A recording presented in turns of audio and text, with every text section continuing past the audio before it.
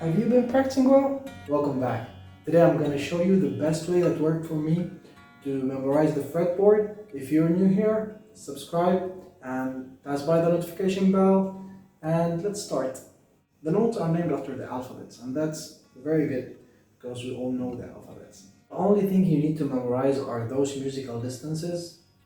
From A to B, there's a whole step. From B to C, there's a half step. From C to D, whole step. D, E, whole step. E, F, half step. And F, G, whole step. Then back to A whole step. Starting from A,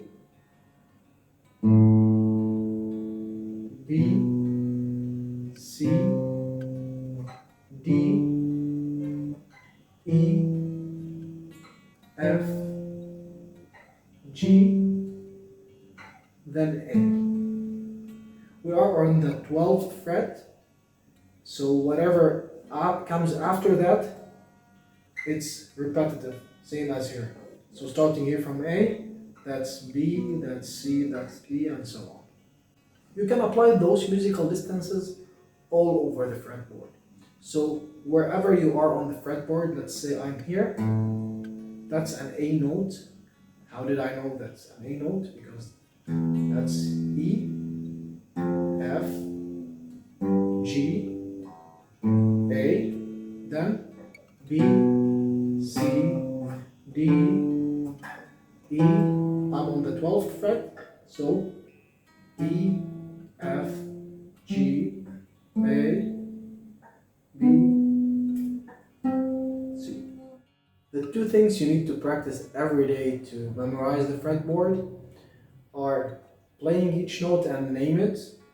E, F, G, A, B, C, and so on.